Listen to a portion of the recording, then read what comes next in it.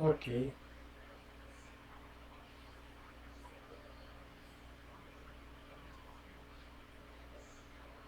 Eu pedi à nossa irmã Elisângela fazer a prece.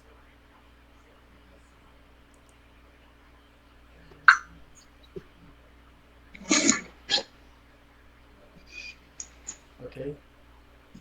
Ok. Vamos todos, neste momento, entrar em sintonia com nosso Senhor Jesus Cristo e agradecer por esse momento, pelo dia de hoje, pela nossa chuva, que de uma certa forma veio nos acolher, né? Agradecer também pela nossa saúde, pelo nosso dia a dia, por cada um de nós.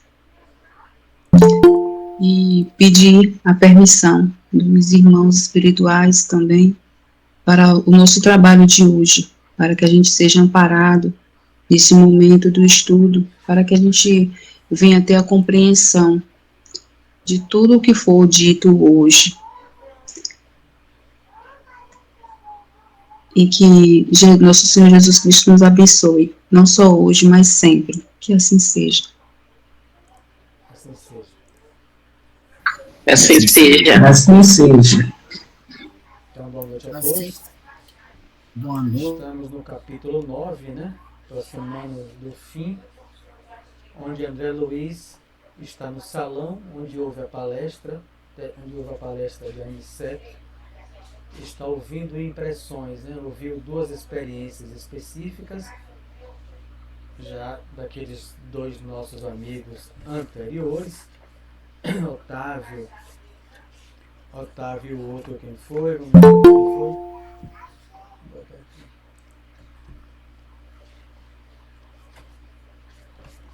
Capítulo 6, para a gente sempre se atualizar, onde foi o nome dele? Acelino. Isso, obrigado. E ele está ouvindo impressões, né? São 4 casos específicos, uma senhora de nome Mariana, onde vários atribuem a sua queda, né, na tarefa que vieram realizar a mediunidade, atribuíram a terceiros, e esses terceiros na família. Então, Dona Mariana atribuiu ao marido e às filhas, Ernestina ao medo, né, ao medo de estar no processo anímico, o medo da mistificação, o medo da crítica, o medo das suas tendências inferiores. Ernestina, a outra senhora, problema familiar, só que ela paralisou a sua faculdade, ou como ela diz, inutilizou, teve uma perda e suspensão, porque ela paralisava para discutir. A família não apoiava e ela ficava discutindo, criticava ela, enfim, e ela parava horas em discussões, né? Estabeleceu que uma perda de sintonia com os guias espirituais, está lá no capítulo do Livro dos Médios, a perda ou suspensão da faculdade. E agora nós vamos para o trecho final, onde André Luiz vai ouvir um homem, pelo menos, ou dos homens, né, que só ouviu mulheres. Então ele agora vai ouvir aqui, quando ele vai passar. Eu ouvi a palestra com interesse crescente, mas o companheiro levou-me adiante para novas apresentações. O companheiro é o outro médico, o Vicente, que tem mais experiência, já está nesse estudo há um pouco mais tempo do que ele. Atendia a esses agradáveis deveres da sociedade em nosso lar, mas, para não perder ensejo de instruir-me, continuava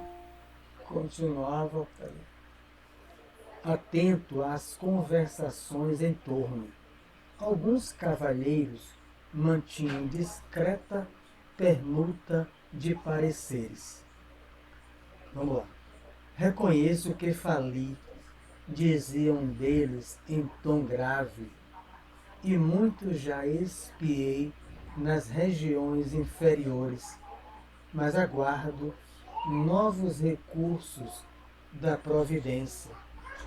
Faltou-lhe, porém, bastante orientação para o caminho? Perguntava um companheiro, né? Já que André Luiz está participando de uma conversa de duas pessoas. Explico-me, esclareceu o primeiro. Faltou-me o amparo da esposa.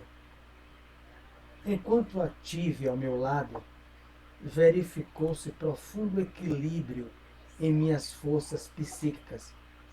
A companhia dela, sem que eu pudesse explicar, compensava-me todo o gasto de energia mediúnica. Minha noção de balanço estava nas mãos de minha querida Adélia. Esqueci-me, porém, de que o bom servo deve estar preparado para o serviço do Senhor em qualquer circunstância. Não aprendi a ciência da conformação, nem me resignei a percorrer sozinho as estradas humanas. Dá uma pausa aqui. Então, o cidadão abre já falando, né, aquilo que para nós é altamente gratificante, né, que a gente já sabia. Deus é a inteligência suprema do universo. Primeira questão do Livro dos Espíritos. Mas quando Kardec se aprofunda, né, que vai ver as atribuições da divindade, uma daquelas, né, aquela que João descreveu na abertura do seu Evangelho. Deus é amor. Então Kardec vai dizer, Deus é o amor supremo do universo. A inteligência é a justiça mas também é o amor supremo. Todos eles que faliram aqui estão aguardando novos recursos da providência. Então isso aqui não estimula a nossa ociosidade, né? A negligência, mas ele está dizendo para nós o quê? Que o livro é para que a gente nos estimule a cumprir bem as nossas tarefas. Boa noite. Boa noite. As nossas tarefas, é óbvio. Mas quem faliu, né, vai receber recurso de volta. Agora, ele já falou aqui que ele passou um estágio no umbral, né? A quem ele chama de regiões inferiores, que André Luiz denomina como umbral, mas está aguardando novos recursos da providência. E aqui é um caso interessante, né? Eu já vi um caso desse, não vou citar o nome, né? Com alguém muito próximo a mim, espírita, e que se sustentou até os últimos tempos. Quando a esposa faliu, ou desencarnou, vai acontecer a mesma coisa que aconteceu com ele aqui, né?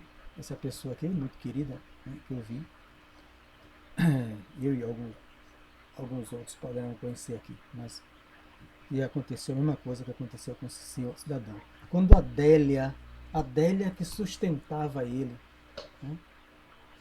Ou seja, é como que eles vieram na tarefa, acho que foi aquele que vocês falaram, que veio programado para casar com aquela pessoa que ele não casou, buscam a outra, já teve esse caso aqui. Mas aqui, à medida que a esposa faleceu, que era a sustentação magnética dele para o trabalho ao qual se prepararam no mundo espiritual, quando ele vinha tudo bem. Quando a esposa desencarna, o que aconteceu com ele? Ele não aprendeu a ciência da conformação, não se conformou com a morte da esposa. Quando me senti sem a dedicada companheira, arrebatada pela morte, amedrontei-me por sentir-me em desequilíbrio e, erradamente, procurei substituí-la e fui acidentado, né? O título, né? Também os desastres, né? O outro capítulo. Veja como é difícil. Haroldo Dutra Dias, ele denomina a reencarnação como uma teia, né? Aquela teia, o planejamento reencarnatório, mas a gente que tem que caminhar por cima dela. E muitas vezes a gente se embaraça nela, porque há um planejamento, né? Um planejamento, mas a aranha, entre aspas, né? Que tem que caminhar sobre aquela teia, né? Que é o planejamento reencarnatório, sofrendo, passando pelo esquecimento, a gente pode cair, se acidentar no transcorrer da reencarnação. Quer dizer, qual o ser humano que pode julgar essa criatura? Ninguém, nenhum de nós. Ele vinha bem na trajetória mediúnica com sua esposa, que tinha plena afinidade no compromisso com ele, espírita com ele, não entra em detalhes, mas a gente compreende aqui, ia para o centro, ia para as tarefas com ele. A esposa desencarna, ele se sente só, triste. Quem é que pode julgar ele? Ele quis comprometer, vi isso, um vice-presidente de um centro, né? Eu vi. E quando a esposa desencarna, ele se transforma. Coloca na sua vida outra companheira. E quando fui para frequentar aquilo ali, que ele participava, porque conhecia ele, e viu o que acontecia no trabalho, que ele via, aquilo me chocou. Eu era um adolescente. Mas a minha referência não era Kardec, eu não sabia que era Kardec, mas eu tinha a referência de nascimento de Albuquerque. E aquilo me chocou, o trabalho mediúnico a qual ele se endereçou. E oro por ele, não estou aqui criticando, porque não estou criticando nem esse, nem o companheiro que está aqui na minha mente, né? Aqui eu muito devo, né?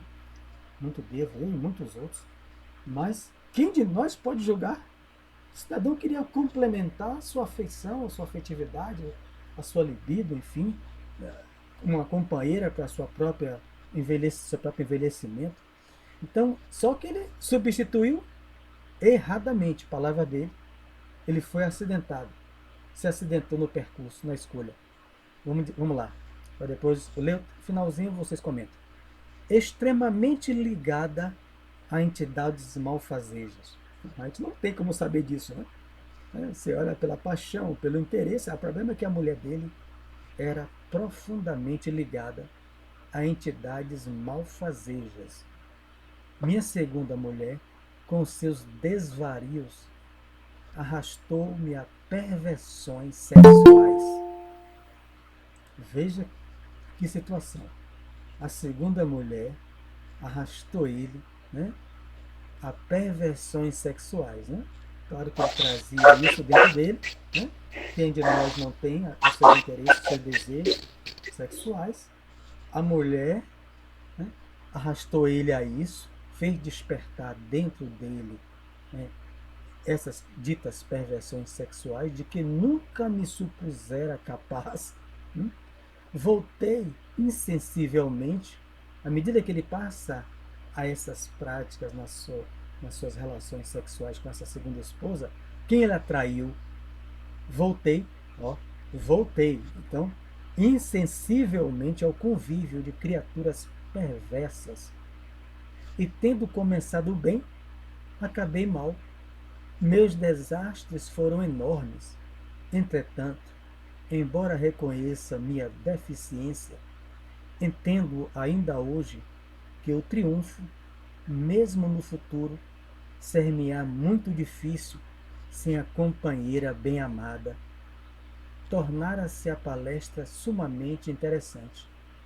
Desejava acompanhar-lhe o curso, mas Vicente chamou-me a atenção para outro assunto e era necessário acompanhá-lo.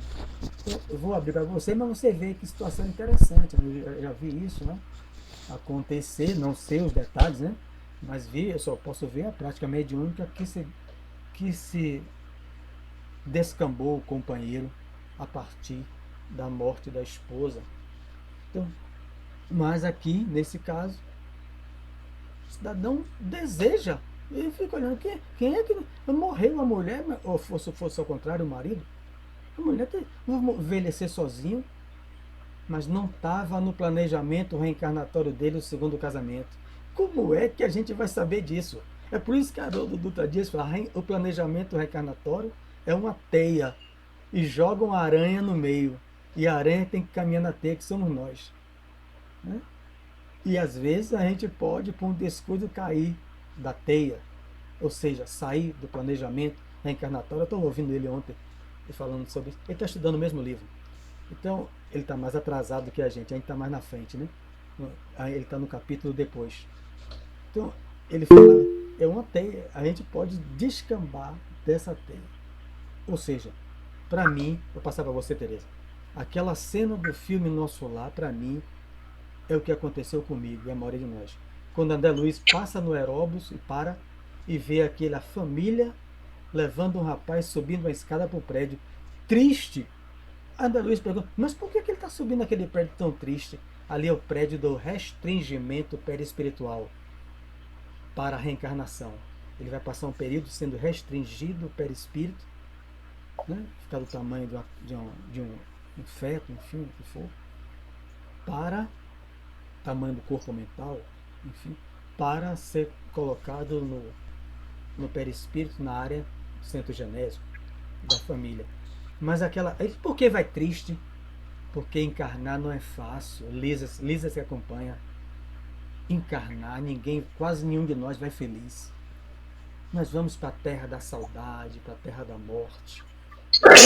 Ele está ali, não tem assalto, né? Todo mundo se viver ali, se fosse todo mundo espírito puro ali, não existe saudade, todo mundo está ali, ninguém vai morrer, ninguém vai reencarnar. Você vai reencarnar na terra, é uma tristeza só. Diga, Tereza. Eu compreendi o seguinte, que enquanto a primeira esposa estava viva, era aquele suporte dele, apesar dele trazer dentro dele já esses desejos, essas vontades, entendeu? Ele já trazia dentro dele esse lado. Só que havia a esposa seria o suporte dele, onde ele não conseguia sair, né? Vamos dizer assim, desse nível. Com a morte da esposa, como disse aí, ele não estava acredito eu que não estava na reencarnação dele, essa segunda, e ele abandona completamente e dá seguimento sem limites, entendeu? Não se baseia mais em nada, porque a primeira era tipo um equilíbrio, onde dava ele um suporte.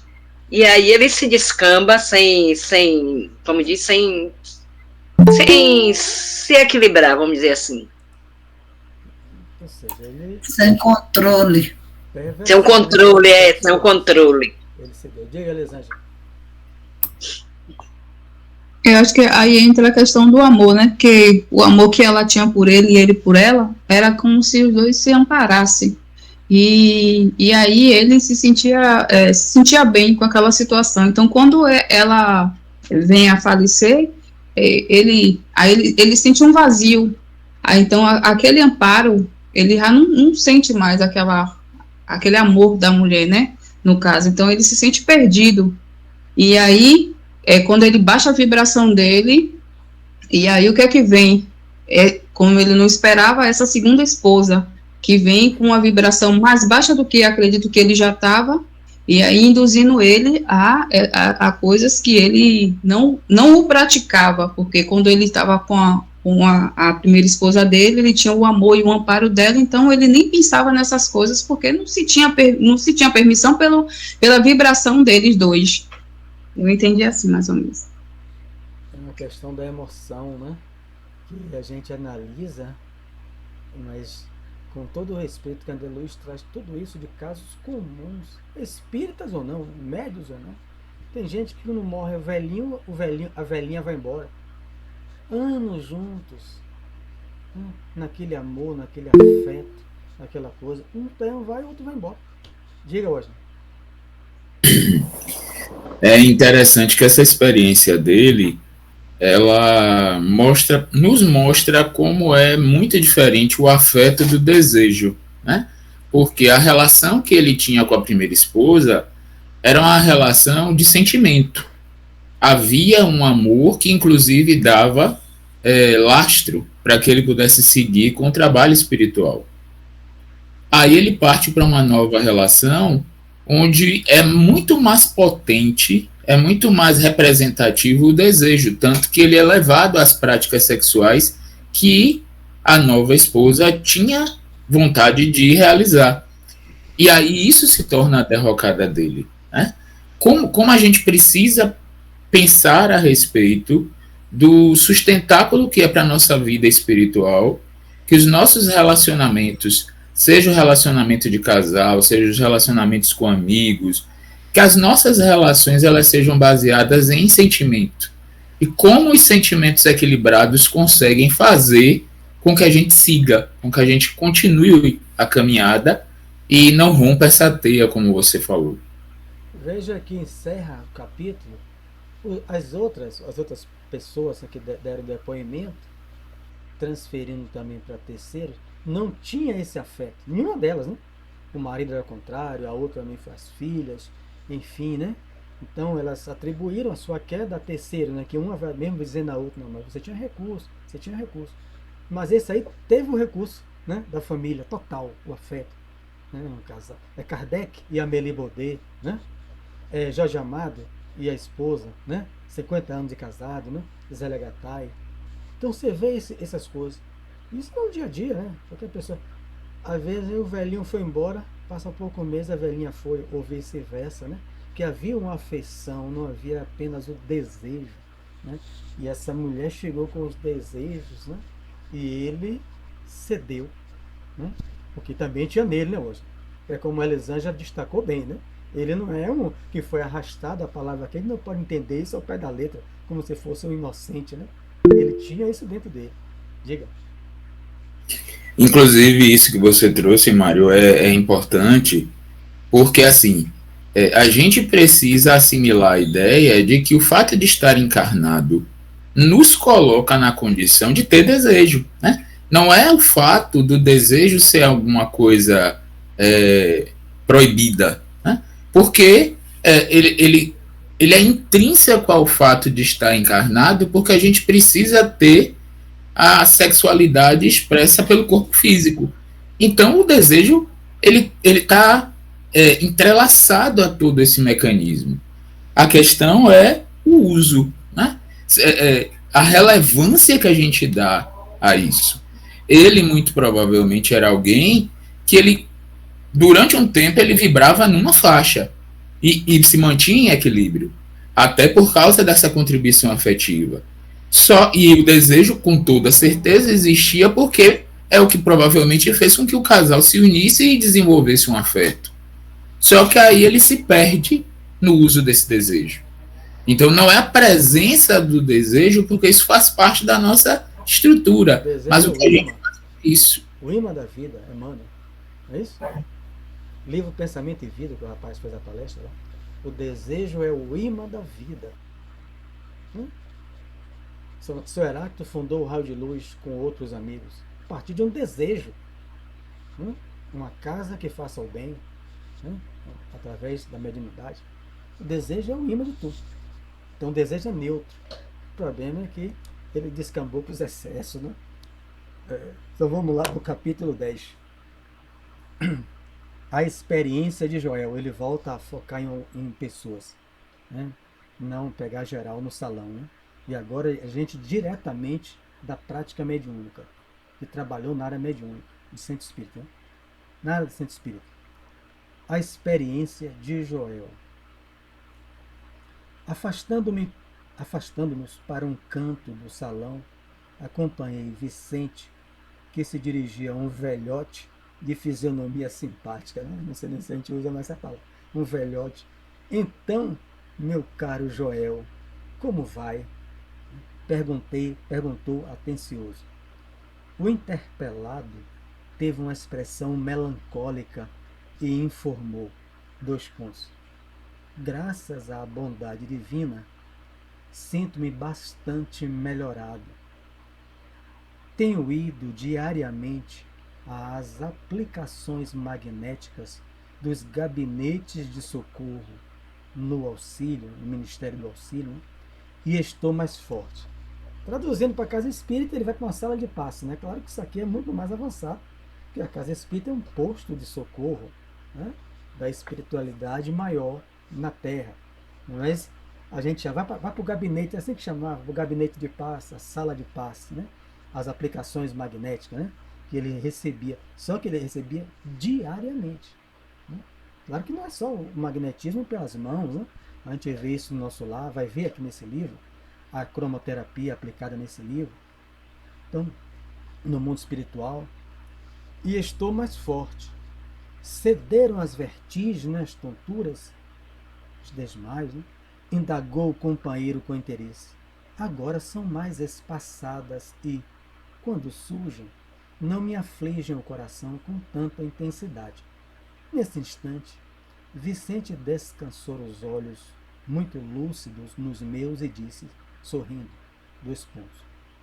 Joel também andou nos círculos carnais, em tarefa mediúnica, e pode contar a experiência muito interessante. O novo amigo, que me parecia um enfermo em princípios de convalescência, né, que é um estado, né, hoje. Eu vou sempre no dicionário, meu segundo pai é ele. Estado que medeia entre uma doença e o restabelecimento da saúde. É um convalescente. Futuro mundo de regeneração, que é o mundo dos convalescentes. Esboçou um melancólico sorriso e falou. Veja que ele volta novamente à palavra de melancolia, né? Que está lá no dicionário. Estado de grande tristeza, de abatimento mental e físico, de desencanto, de depressão. Então não vamos para. Fiz minha tentativa na terra, mas fracassei. A luta não era pequena e foi fraco demais. O que mais me impressiona no caso dele, porém, interpôs Vicente em tom fraterno, é a moléstia que o acompanhou até aqui e persiste ainda agora. Veja, diferente dos outros, esse conduz para o mundo espiritual uma moléstia, né, que ocorreu pelo relato que ele vai descrever. Joel atravessou as regiões inferiores, né, umbral, né, com dificuldades extremas. Após demorar-se por lá muito tempo, voltando ao ministério do auxílio perseguido de alucinações estranhas relativamente ao passado. Ao passado? Perguntei surpreendido. Sim, esclareceu Joel, humilde.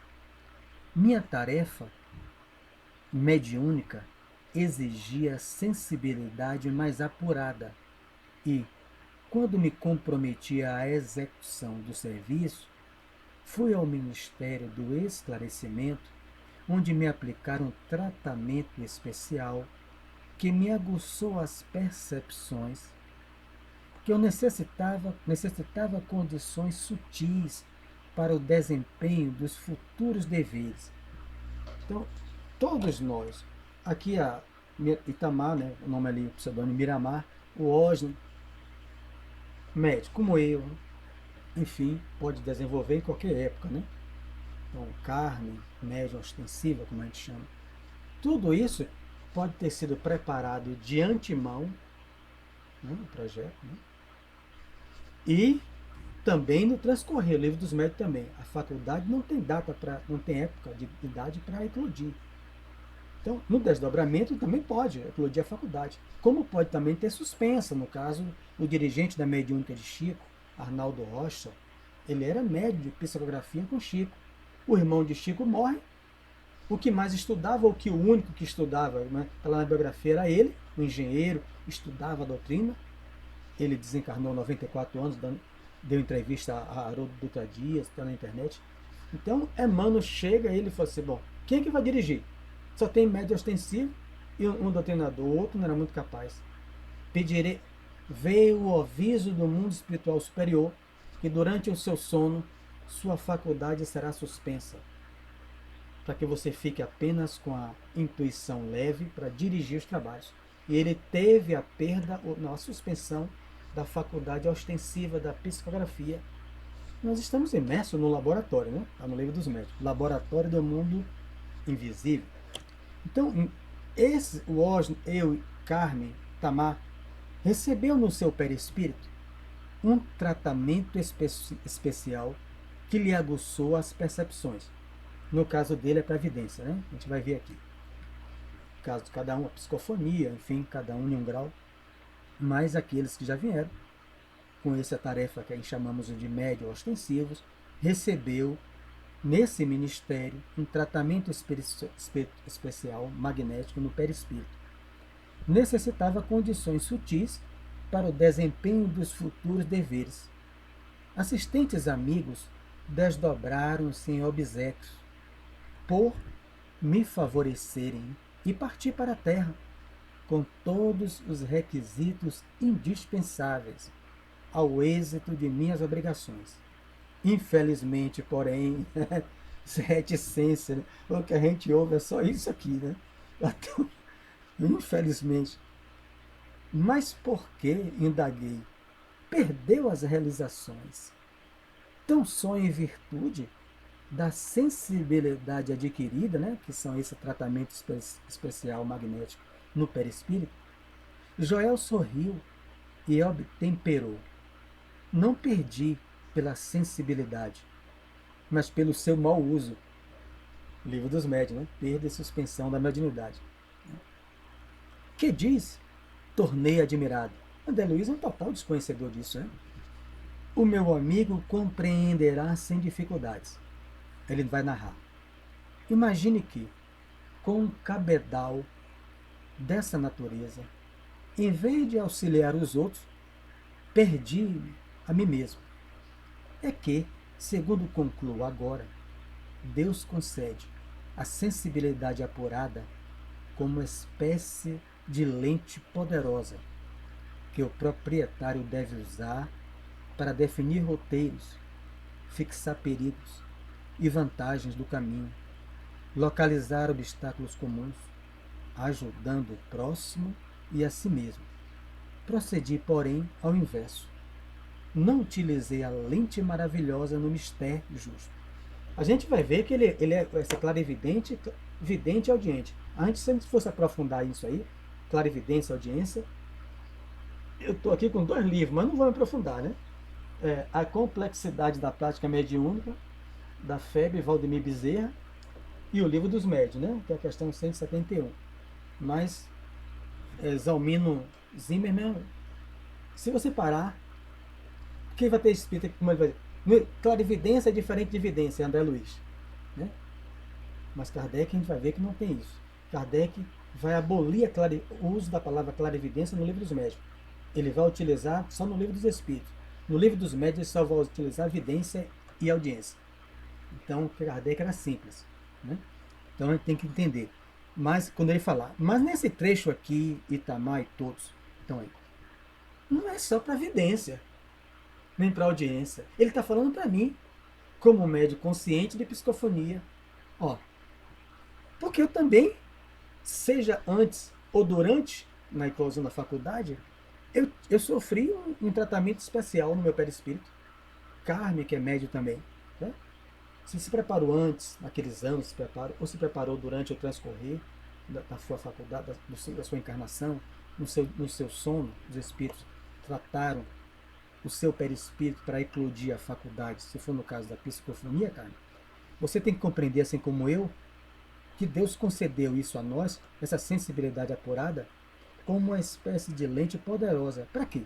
Para que o proprietário, todos nós aqui, devamos usar para definir roteiros, fixar perigos e vantagens do caminho, localizar obstáculos comuns, ajudando ao próximo e a si mesmo. E a gente não deve proceder como ele. Ao inverso, não utilizei a lente maravilhosa no mistério justo. O que é mais comum hoje em dia? Psicofonia. Né? A faculdade mediúnica da incorporação, seja como se chama, da psicofonia sonambúlica, da psicofonia, muita gente utiliza para outros fins. Consultas, tá lá nos jornais, né? Resolva o problema de todo mundo. Né? Então Deus concedeu essa sensibilidade para isso? É a pergunta que André Luiz, com esse cidadão que está fazendo, né? Compartilhando o que eu faça para mim mesmo. O que é que eu faço dessa sensibilidade intuitiva, mais apurada, desenvolvida, como Emmanuel coloca na questão 25 do Livro Consolador? Todos podemos desenvolver a intuição, né? Ao ponto de se tornar uma mediunidade mental, revista espírita, né? Onde a gente dialoga com os espíritos, orienta onde quer que esteja, desde quando tem equilíbrio, não é da transe, não entra em transe. É uma faculdade que a gente vai desenvolvendo pelo estudo, pela meditação, pela renovação moral, pela prática do bem. Mas, deixando-me empolgar pela curiosidade doentia, apliquei-a tão somente para dilatar minhas sensações. Ele já define aqui a falha dele. Curiosidade doentia, a queda.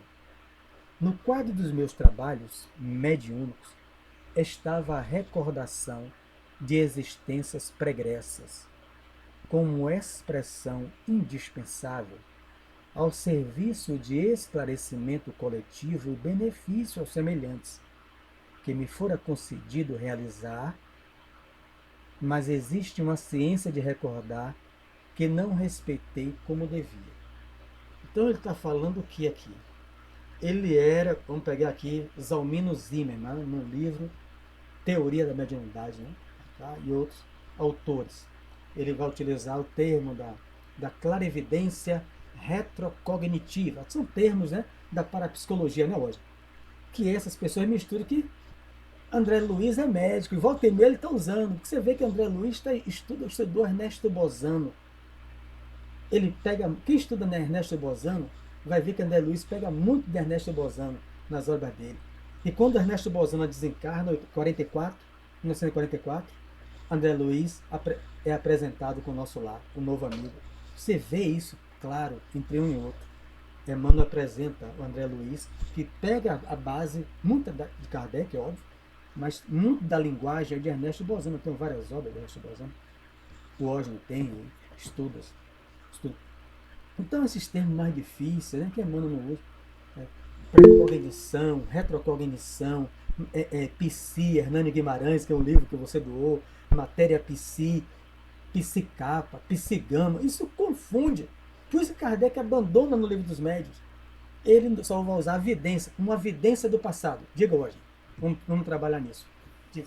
Eu ia comentar isso, que Hernani Guimarães Andrade, ele foi um dos fundadores de um instituto que associava o conhecimento da parapsicologia para fazer o estudo das evidências de assim, casos de reencarnação com comprovação da ciência oficial, e aí ele fazia esse passeio, né? Ele ficava associando termos da parapsicologia com termos da doutrina espírita. E a gente sabe que esses termos, na verdade, foram uma tentativa dos cientistas de falar na linguagem da ciência e se distanciar da religião. Eu estava até lendo na semana passada, eu ia colocar isso no grupo, Jung faz isso em alguns dos livros dele de psicologia.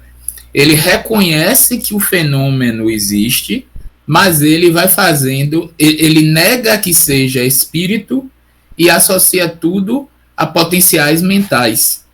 Aí vai traduzindo a coisa na linguagem da parapsicologia. Que vai gerar muitas vezes em nós, né, uma confusão. Então, clarividência retrocognitiva. Vamos botar aqui, evidência do passado. Essa recordação de existências pregressas, né?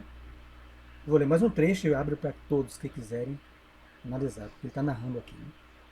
Interrompendo o instante, né, a narrativa, aguçava-me o desejo de conhecer-lhe a experiência pessoal até o fim. Em seguida, continuou no mesmo diapasão. 2 pontos. Ao primeiro chamado da esfera superior, narra o cidadão, né? Acorri apressado, né, na eclosão da faculdade mediúnica. Sentia, e é uma faculdade anímica, né? Que se torna mediúnica. Veja que é complexo. O livro aqui, Complexidade do Fenômeno. A faculdade da evidência está lá no Livro dos Médiuns, né? Questão 171, está aqui em minha mão, não posso esquecer o meu velhinho, né? A faculdade mediúnica é anímica, né?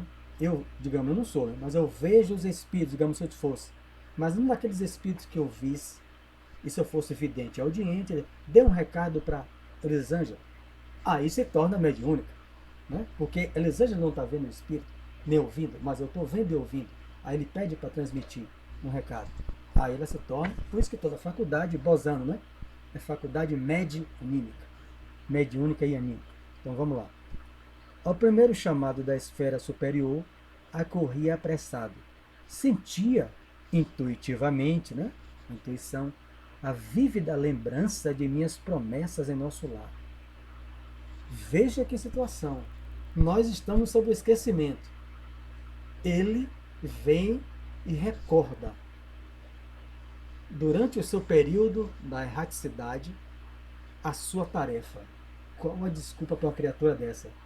Ele recorda o planejamento reencarnatório. Não aqueles detalhes, mas ele recorda a essência. Vai andar numa teia, mas você já está com o roteiro na mão. Sérgio, hoje não tem. vai eclodir, ele vai buscar a ajuda de alguém. Mas você vai se lembrar. Ivone se lembrou, né? Ivone fala as recordações dela, os 2 suicídios.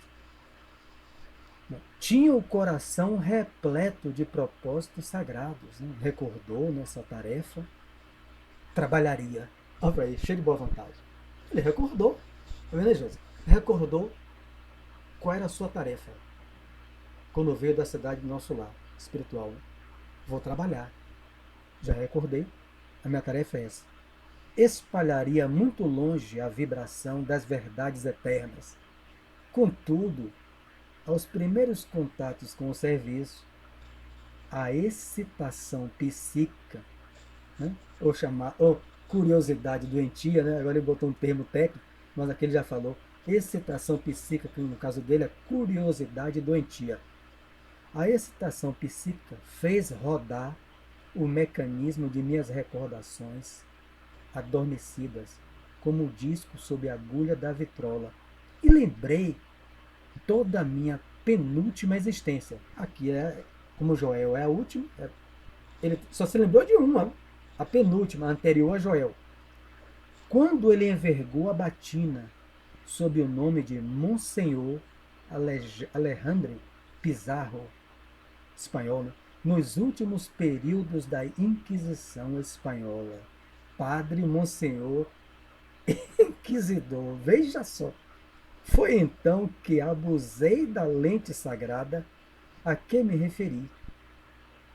A volúpia das grandes sensações, que pode ser tão prejudicial como o uso do álcool, que embriaga os sentidos, fez-me esquecer os deveres mais santos. Pausa para respirar e ouvir vocês. Ivone, está no livro dela, Recordações, da Mediunidade. Ivone do Amaral se recorda que ela se suicidou em 2 existências. 2. A última se jogou em Portugal, no Rio Tejo, né? Porque, enfim, achava que o marido morreu, alguma coisa mais ou menos assim. Está lá na obra. Mas aquilo que ela se recorda ia constrangeu numa melancolia que hoje a gente já leu, né? Recordação da Mediunidade, que ela passa dias melancólica como ele. Mas aquilo é para que ela fizesse o quê? Você tem um lastro, né? Que muitos não têm, para não errar. Né? Para não errar. Então, ela doa a sua vida, na casa, toda a faculdade mediúnica. Qual era a especialidade dos espíritos que vinham para ela? Suicidas. Não tinha na semana que ela não ouvisse ou ouvisse. Quando ela não via, ela diz que ouvia, o que para ela era pior. Ouvia os brados dos espíritos suicidas vindo do vale dos suicidas. Imagina, ela perdia peso físico, ela perdia quilos, que ela perdia fluido vital, orando, lendo, ouvindo aquilo ali. Ouvindo. Ela vai narrando. Então, ele tem isso de uma encarnação. Ele não tem desculpa. Né? Sabia planejamento, está naquilo ali, lembrou que foi um padre inquisidor. Né? O problema é que ele viciou a mente dele na curiosidade. A curiosidade mórbida viciou e perturbou a mente dele. Não é só o álcool que vicia. Ele ficou viciado em quê? Né?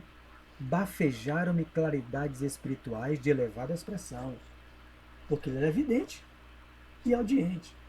Os guias estavam ouvindo, ele estava vendo os guias. A expressão que ele usa, bafejar, né? Os espíritos estavam orientando ele. Né?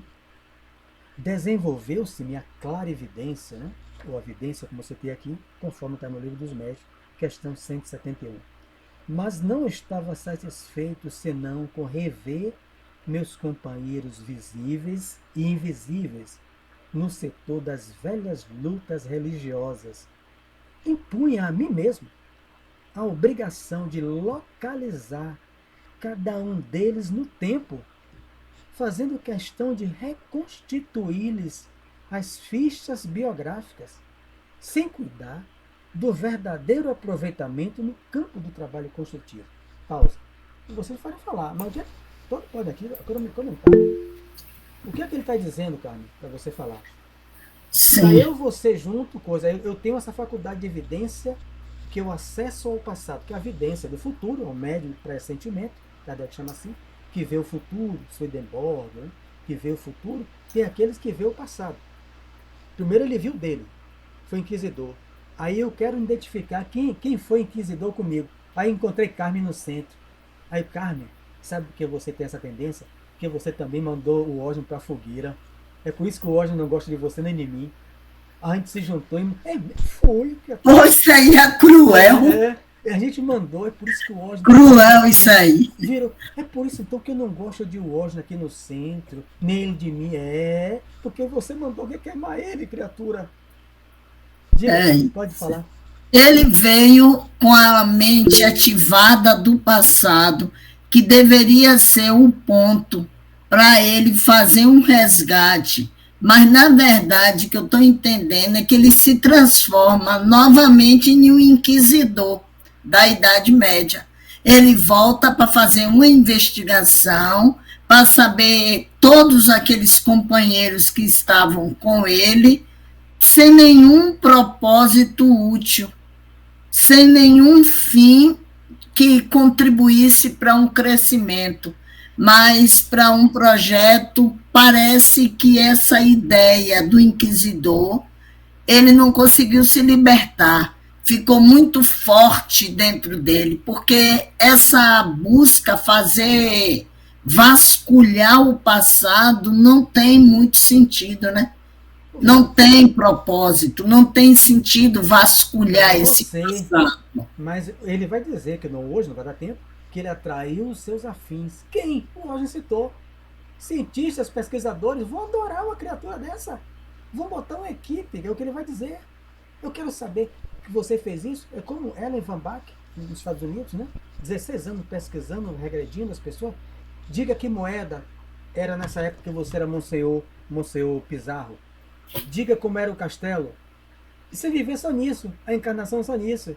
Mas aí se perdeu mesmo. Hernani Guimarães, que todos nós gostamos no Brasil, e tantos outros, mas passou a vida, o projeto dele, o pior que não é isso, não foi nem para pesquisadores sérios. Ele atraiu pesquisadores da vida alheia. Zombeteiros. Pesquisadores que quer saber o que é que eu fui. Cara, você está vendo o que, Maria em mim? Eu fui o que no passado? Eu fui rainha, todo mundo só quer ser rainha, né? Eu fui rainha, eu fui rei. Né? Diga, Maria. Eu quero ser rainha. Boa noite, gente. Eu fiquei, refletindo, porque a gente está vendo aqui vários casos, né? De pessoas de mensageiros que vieram e que, como aqui o próprio livro fala, né? Que não conseguiram progresso, que faliram. E no caso dele, de Joel, ele vem com uma faculdade ainda mais rebuscada. E mesmo assim, né, ao reencarnar, ele tem toda essa dificuldade. Dificuldade não, na verdade, ele desvia do propósito. Aí eu fiquei imaginando, imagine nós, não que eu esteja usando isso como muletas, viu? Não é isso não.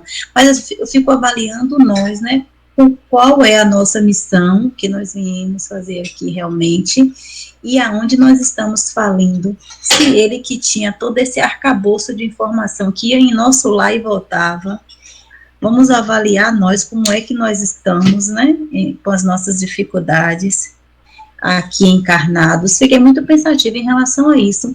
E no parágrafo anterior, eu fiquei pensando também que ele com a esposa, ele conseguia ter aquela fortaleza, né, questão das energias. Me fez lembrar de uma colega que eu sempre falava para ela que ela quando estava com Maria era de um jeito, quando estava com Mariazinha era de outro. Eu acho que até o próprio magnetismo daquelas amizades fazia com que ela se tendenciasse a ser uma pessoa mais promíscua, e a outra elevava ela mais moralmente. Achei isso bem interessante também. Pode falar aí que eu não vou ler mais não, por causa do tempo. Quem quiser comentar algo, acrescentar. Do que já foi lido, né? Indesejado. Pode falar, Oscar. Esse último caso, ele é bem revelador do quanto os médiuns são comprometidos, né? De quanta carga de vidas anteriores, de transgressões, os médiuns ostensivos em uma boa parte tem. Porque imagine o que é que ele, como inquisidor, fez de maldade, né? Tanto fisicamente condenando pessoas, como disseminando ensinamentos que eram mais destrutivos do que construtivos. E aí a gente entende por que a mediunidade ostensiva. Quer dizer, ele tinha uma mediunidade ostensiva com a sensibilidade mais elaborada para tentar refazer o percurso em relação às falhas que ele tinha cometido antes. E aí a gente vai por aquele caminho de se colocar, por ter o recurso da faculdade mediúnica, como alguém que se distingue como melhor, que tem destaque, e na verdade somos muito mais devedores, e por isso a oportunidade de tentar recuperar o tempo. Veja nisso aí como é o amor de Deus. Porque ele foi inquisidor matando os filhos de Deus. Quer dizer que Deus oferece pelos seus trabalhadores, com Jesus, os recursos, uma sensibilidade altamente apurada. E mesmo assim, a gente sucumbe. Rapaz, não posso impressionante isso. Encarnar não é fácil, não. Quer dizer, tudo isso aí, o cidadão, por uma curiosidade doentia. Ivone fala na obra, quando ela tem aqueles períodos de regressão, como mais ou menos, o que eu me recordo, é o que está aqui na abertura. Ela definiu o roteiro dela. O meu roteiro é servir. Ela abandona a ideia de casar com um polonês, que ela se comunica por carta, né? Se comunicavam em esperanto, né? E quando eles marcam o encontro, ela não vai. Ele viaja para o Rio de Janeiro. Ela é uma loira bonita, e ela não vai. Depois disso aí, os espíritos não interferem em nada dela. Mas ela reconhece que não era para casar. Vai pegar a máquina de costura portátil dela e sair perambulando nas casas das pessoas, costurando para sobreviver. A vida inteira, às vezes não tinha dinheiro para comprar papel. Ela escrevia no papel de pão a psicografia, em um lado e em outro, batia na máquina de datilografar portátil que ela tinha, apagava os dois lados e psicografava. Rapaz, que esforço. Hoje em dia a gente está no ar-condicionado, o médio digitando, o Marcelo conversava com ele, falou isso. Eu digito normal, no computador, utiliza a tecnologia, marca, né? Não vai precisar fazer na caneta. Digita no computador mesmo, as mensagens passam de manhã para todos nós, 6, 7 horas da manhã. Mas veja hoje, ela disse, eu vi que eu matei o meu corpo 2 vezes. Quando eu descobri aquilo ali, que ela passa dias melancólica, ela definiu o meu roteiro. Aqui não é isso. Não é para ficar identificando se Carlos matou o Osmo, porque ela não gosta dele. E Mariane chegaram, eu fui rainha, eu fui rei. Eu morri, teve um que chegou para Chico e falou, eu morri, Chico.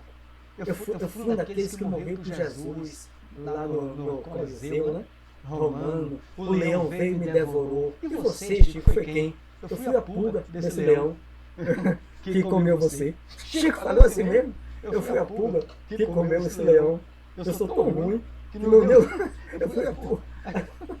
Quer dizer, as pessoas, todo mundo quer ser irmã Dulce, que olha a nossa natureza. Basta olhar para dentro de nós, cara. Basta olhar. É pra gente saber quem a gente foi.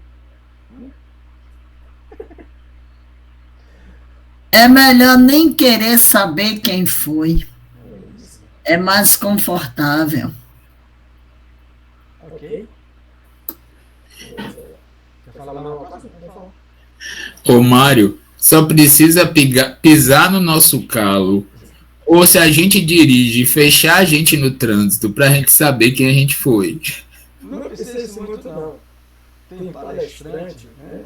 Obviamente vocês estão no que eu convidei para os trabalhos da Rádio Livre virtual na pandemia, perguntou se era direto ou gravado. Eu falei, não, é direto mesmo. E é pelo Meet, Deus é mais. Não faço mesmo. E por que, Cator? Não, porque é só diverge, e aí entra em confusão.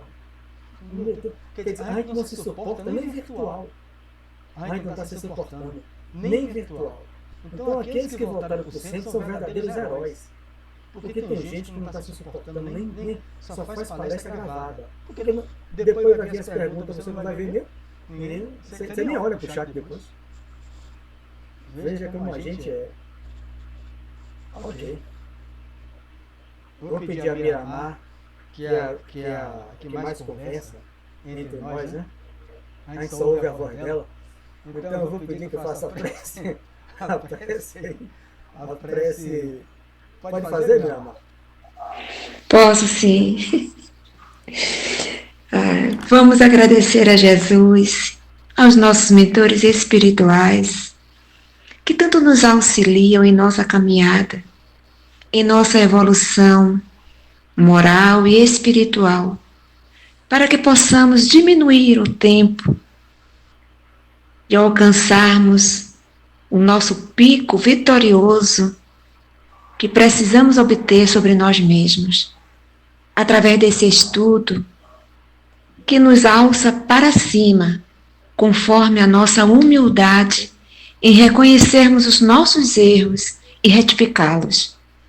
Então, gratas somos, Senhor, por estarmos juntos, fazendo parte deste grupo, desta família, que buscam auxiliar um ao outro, a fim de que possamos chegar juntos a esse pico evolutivo, tentando, cada um de nós, encontrar em nós mesmos as nossas mazelas e trabalharmos para que nos tornemos cada dia melhores e possamos servir de exemplos para outros que vêm atrás, a fim de que possam também esforçarem-se para serem melhores, e aqueles que vêm ao nosso lado, ombro a ombro, auxiliando-nos mutuamente, para chegarmos, Senhor Jesus, um dia a agradecermos as nossas dificuldades que nos impulsionam para frente, para vós e para Deus um dia. Que assim seja. Que assim seja.